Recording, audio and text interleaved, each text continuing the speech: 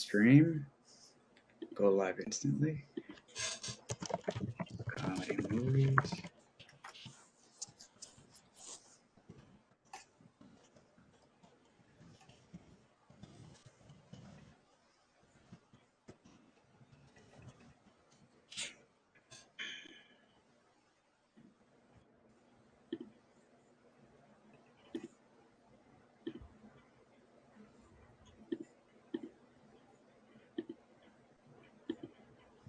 Ooh, we're starting.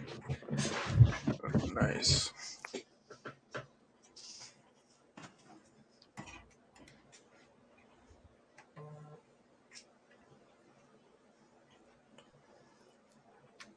Okay, and we are live. Welcome everybody to the Anything and Everything podcast. I am your host Zenodro, And I'm the co-host, Dan. Our intern today, Stephen Valentine, is busy doing some paperwork for our company, so he will not be joining us today. But hopefully he'll be here actually a little later, maybe, if he gets those done, And don't worry, we are all for capitalism, so he is an unpaid intern. Surprised your name isn't not Steve today. Right? Yeah, so every week I just just make a nickname for Steve because he missed last week because he was sleeping. But he was on Tuesday. He was. I'll give him that. He was on here on that Tuesday. We talked about, jiu-jitsu, because he is pretty good at it. He's won several competitions. He's a purple belt and he's been doing it for a few years. So, yeah. But, well, let's get it started. What are we talking about today, Dan? We are talking about top comedy movies. Oh, top comedy movies. You almost said something else there. Yeah. What?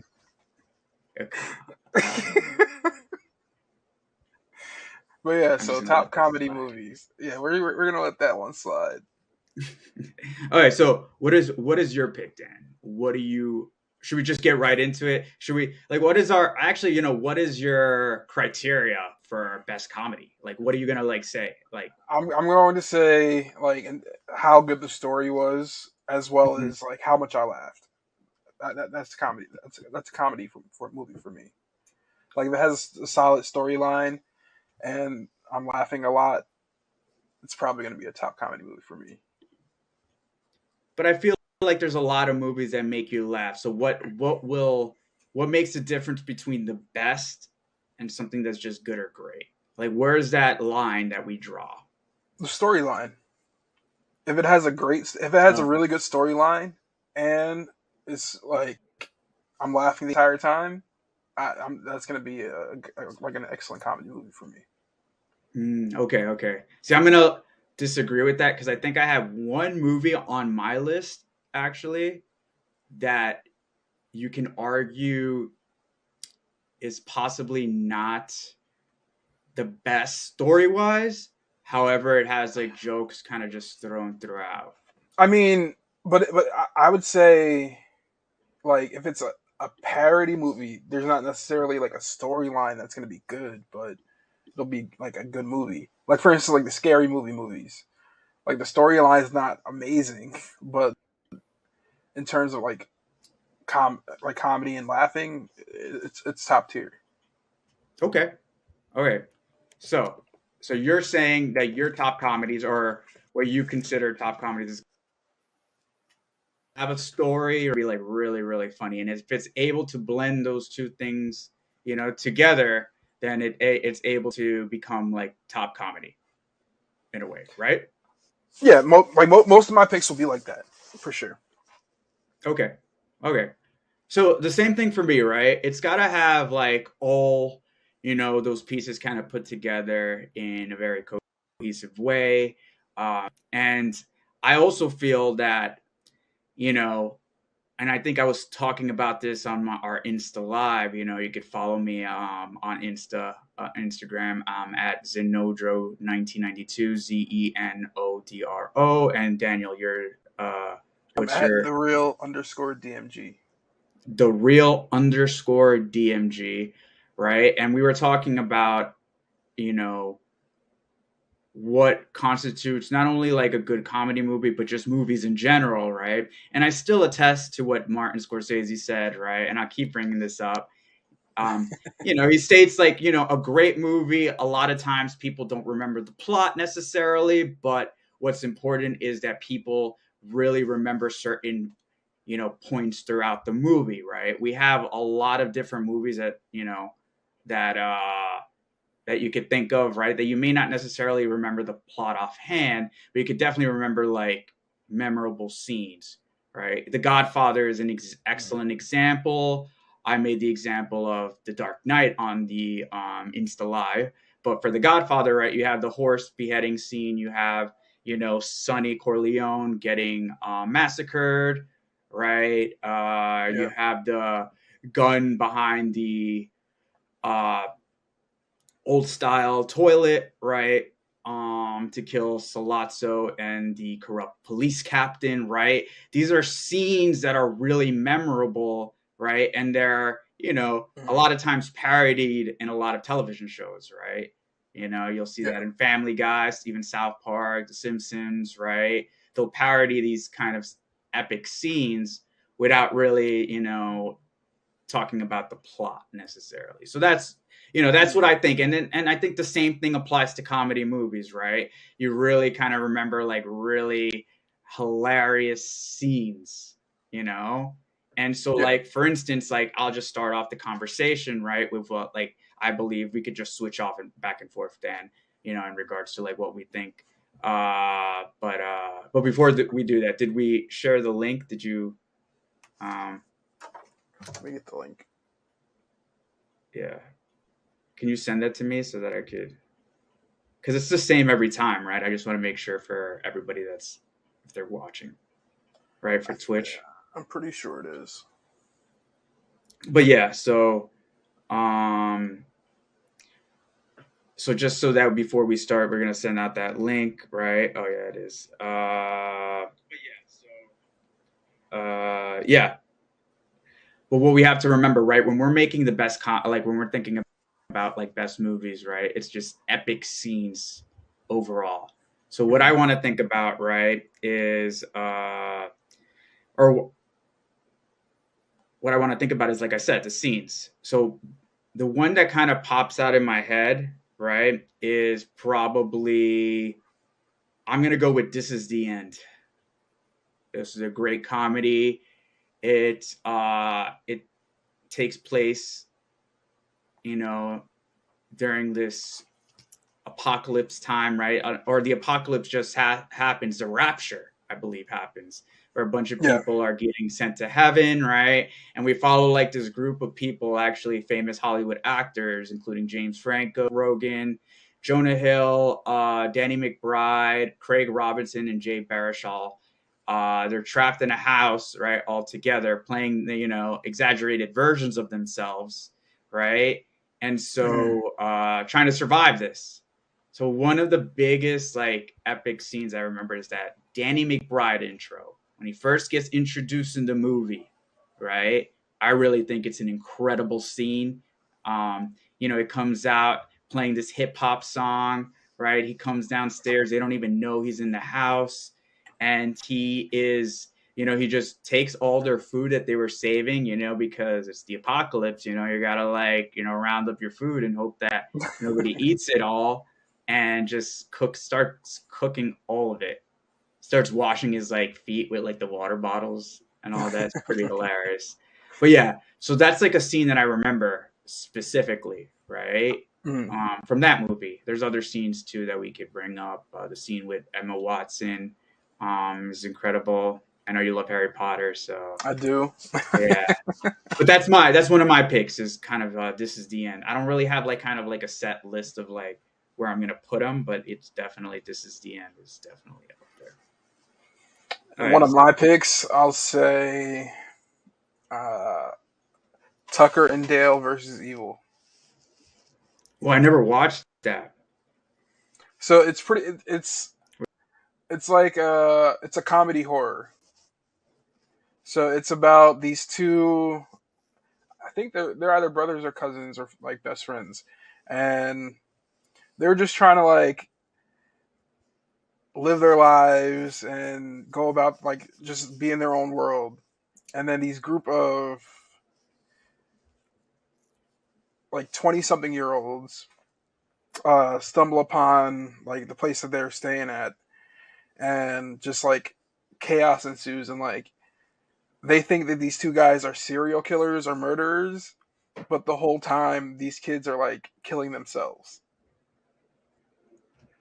So by explain that accident. again. Sorry. Say it. Can you say it again? So these two guys, they just like bought Mhm. this little like house or property or whatever, and while they're like trying to set up the place, they run into these group of kids, like 20-year-olds, and they think the two guys are like these weird murderous people. And then Mhm. as this friend group starts dying out, they think these guys are doing it, but the whole time it's the kids accidentally killing themselves. I gotta watch this. Do you know on what platform it's on by any It chance? it was on Netflix when I had watched it. Let's see. Watch.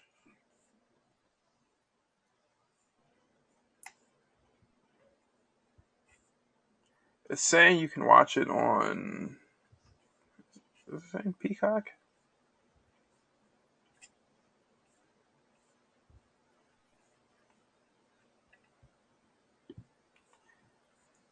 You might have to find it.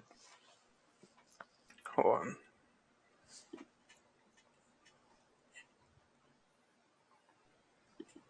So you can watch it on Prime Video. You'll just have to do the 7-day free trial for Monsters and Nightmares on Amazon. For what? So you can watch it on Amazon Prime. You'll just have to do a 7-day free trial situation. Unless you have Amazon Prime already. No, it's like a add-on for Amazon Prime. Oh, it's one of those add-ons. Oh, I Yeah. hate that. Yeah, I know what you're talking about. All right, So so that's one of your picks. mhm. Dave and Tucker Must Die. Is that what Tucker you and said? Dave. Tucker and Tucker Dave and versus Evil. You're thinking John Tucker must die. Is that what I? That's what I you got thought. him. It's Tucker I and got Dale him versus Evil. confused. I so many movies, man. Like There I are. don't know. That's why I don't want to make like a true list. You know, we could always come back to it when we actually. I just like want to discuss like movies that that I really like. Mhm. You know what I'm saying? And like ones that kind of like I don't know. I guess stand out to me in a way. Yeah. Um, you know, we could always pick out one of the Monty Python movies. I wasn't a fan of those movies. I wasn't a fan. It's a British sense of humor. It's not like my no pun intended my cup of tea. You know, Like I wouldn't even put it in my top 20 comedy movies. Like it wouldn't make that list. it has a very specific type of sense of humor that you kind of have to go with. And if that's It's, not your mhm. Yeah. mhm. If it's not your thing, then it's a unique taste. That's all it is. It's British sense of humor. That's how I'd like maybe old school British sense of humor, but still British sense of humor all the same. You know. Mm-hmm. And then let's see. I would say Groundhog Day. Have you ever seen that with Bill Murray? I've seen parts of it. I never watched the whole thing through. That's a great movie. I definitely recommend watching it. Um, so many. I want to keep like some of the big ones that I know because I kind of group them together. And I'm not Mhm. gonna say the names of them yet, but there's like kind of like groups of like comedy movies. So we could like if we were to go like, but single like comedy movies, I'll say Borat, the first one. The second one was trash. Um, Complete trash, in my opinion. It's very forgettable. I don't remember. Probably the only scene of the second one I remember was the Borat and Rudy Giuliani scene. That was probably the only scene that kind of comes to mind. So are you saying like your next pick is Groundhog Day slash maybe Borat? Is that what you're I'm saying? just like kind of just speaking out and just saying like different movies that were great. I'm not gonna a Groundhog Day would I would definitely put as like a more honorable mention. Okay. There's definitely scenes that I kind of remember in there, right? You know, he does Mhm. replay you know, and I am kind of like that's one of my things I do sometimes like rom coms. Like I like I've liked, you know, I don't know if you consider Sleepless in Seattle rom com, but I like that it's with Tom Hanks, right? I believe. There are some good rom coms. Yeah, I agree. And I When agree. Harry Met Sally, that's probably the top rom com I would pick. That one has some memorable scenes. You know, but I'm gonna go with Borat. Borat, just I still remember it. It still makes me laugh. And again, it was the first one, not the second, because the second one is trash. So I'm going to pick. You know, I'm going to pick Borat. Mhm. The full title of Borat, for anyone that doesn't remember, it's Cultural Learnings of America for Make Benefit Glorious and Nation of Kazakhstan. Right. That's a So long ass title.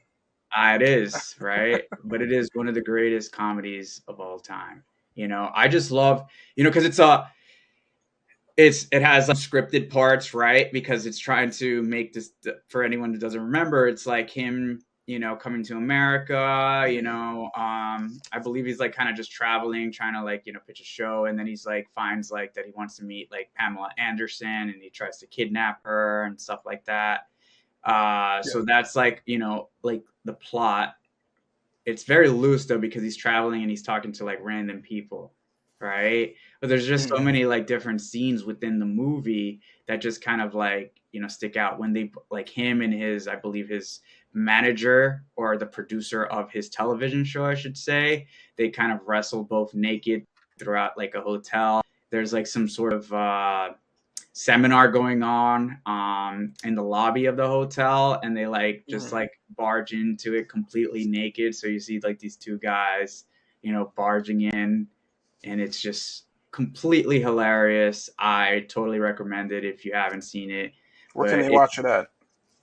Ooh, Borat, good question. Let's see, where can we watch Borat? um If I would believe it's Amazon Prime, because I know that the second one was an Amazon exclusive, and I would think like as a marketing tool, you should, you know, try to put it on there. It's saying that Hulu has it and Amazon and the Roku channel. So if you're like Okay. looking to watch an old classic, Borat is definitely one of my picks. All right, now you go, Dan. All right, my go. So this one is more so because it's one of those stoner comedies. Wait, can I Um, guess? Wait, can I guess? Go ahead, try. Is it Half Baked? It is Half Baked. I knew it. I It's was every I, schooner's like like comedy movie to go to. I was in between that and the Time Traveling Bomb, which aired on Comedy Central a few years back.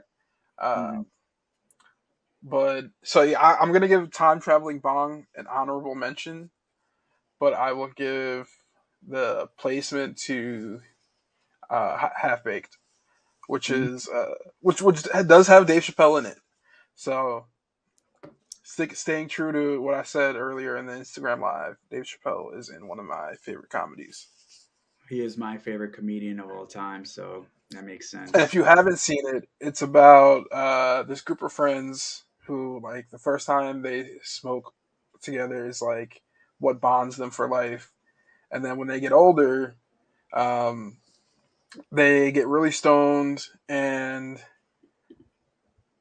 some shit goes down. One of them gets arrested, and the whole thing is about them trying to get bail money for their friend.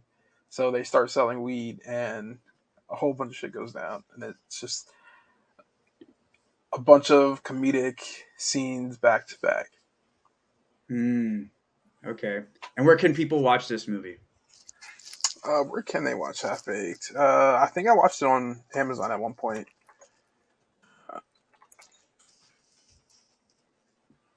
Watch. It is on Prime Video, so you can watch it on Amazon. Okay. Prime Video. That seems to be the consensus for some of these movies already, is Prime Video. Which is, it's not my top streaming service, but ooh, that gives me an idea. Streaming services, that'd be a good thing to talk about. But On Bing. so did you figure it out? Did you find this? So is it only on there? I'm trying to check.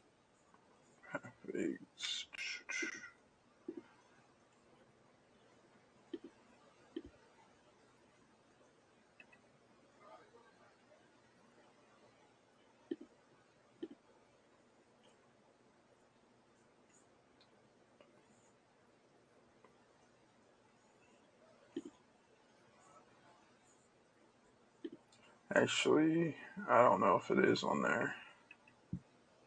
I think it's to pay. You got to pay for it.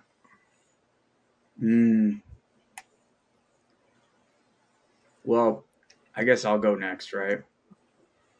Yeah, so you got to find it if you want to watch it. But yeah, you go. Your turn. So, okay, my next one, I'm going to be thinking out loud a little bit for this one. Okay. Because I don't want to pick a bunch of movies because I like them all, but because I'm going with one actor, right? I think he's like my favorite comedy actor. I'm going to pick Will Ferrell, but I'm going to pick one of them, right? Because I love his filmography is just incredible when it comes to, what he does, right? He's been in a lot of. Don't tell me you're about to say Elf. I was going to pick Elf, but then I thought about it. I actually went to school with the guy who played his brother in Elf. Oh, okay. Yeah, at Columbia, so that was pretty dope. Yeah. But yeah, I don't know if I'm gonna pick Elf.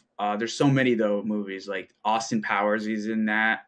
He's not as like memorable, of course, right, as Mike Myers in that. Yeah, Anchorman, Zoolander, Old School, right? What else? What else does he have? Step Brothers. He played one of the best cameos of all time in Wedding Crashers, Talladega Nights, Blades of Glory, Step Brothers. You said right? The other guys, Grown Up. Grown Up. Wasn't he Grown Up? No, I don't think so. Wasn't that Grown Ups? Was Adam Sandler? Oh yeah, that's right. Mm-hmm. So let's see. Yeah, that's who I would pick. So I would pick out of all those movies, I'm gonna go with Step Brothers, only because it goes against what you said at first when you said that a movie has to have like a real cohesive what's it called? A real cohesive like storyline. But Step Brothers kind of reminds me, if we're gonna like make a musical analogy, like maybe a certain Lil Wayne songs where there's not that there's no like consensus, or I mean like no general like idea behind the track, but it's just like punchline after punchline after punchline after punchline. Thing is though, these punchlines are amazing and the flow is just so good that you kind of just don't really care that there's no real like story, I guess, behind it, or concept that you could say for the song. But in this case, instead of punchlines in the musical sense, we're talking about punchlines in the comedy sense. So it's just like different different jokes, one after the other, kind of placed, right? And I don't think that they're forcibly placed, even though maybe the story is not as there's like not like such a real deep story behind it, right? They're just like two brothers or parents get married and then they move in together, stepbrothers, right? And they're like Yeah. in their 40s. So that's what the story, is about. That's really what the whole movie's about. And so, Mm. but I just think that every like little joke that they play is really amazing and just it off very well. To the point, Yeah. a bunch of TikToks were made, Instagram reels, right? Like one, I got to go back to doing the little part where we talk about memorable scenes, right? Where he puts his Right. nutsack on the dresser. I think that's a memorable scene.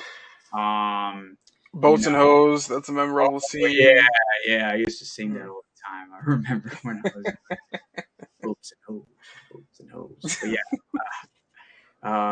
I'm trying to think real quick. Catalina wine mixer. They made like a big deal about that.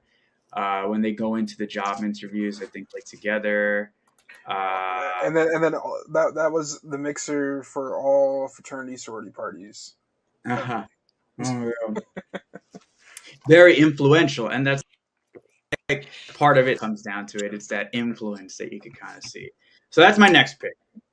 If out of Will Ferrell movies, I'm gonna pick Step Brothers, but Elle contender as well. Okay. What would you All right. say? What would you? And what for Will Ferrell movies? No, no. Just in general, movies like you would pick, like best comedy. Where would you go? All right. So for this, I'm also gonna go based off actor actress, and I'm gonna stick with Melissa McCarthy for this because I am in tears in most movies that she's in. Like you got The Heat with Sandra Bullock, uh, Bullock, Bullock. Bullock. Hmm. Um, what else? Oh, Happy Time Murders, which is that R-rated Sesame Street, or no, it's not Sesame Street. It's Muppets, R-rated Muppets movie. But Um, it's Muppet influence, but it's not as necessarily Muppets. It's not because when I think of Muppets, I think of Jim Henson and that he had something to do with it. yeah, it's like a Muppet parody movie. Yeah, I think that's a better way to describe it. Exactly. Um, Tammy, she was in uh, Bridesmaids. She was in, which was pretty influential. Um, but I think out of all the movies she's been in, I'm gonna go with Spy. I've never watched that, but I'm also not a big, you know, um, Melissa McCartney fan. Oh, I love Melissa McCarthy. Yeah, definitely not a big fan of her. I will give an honorable mention to.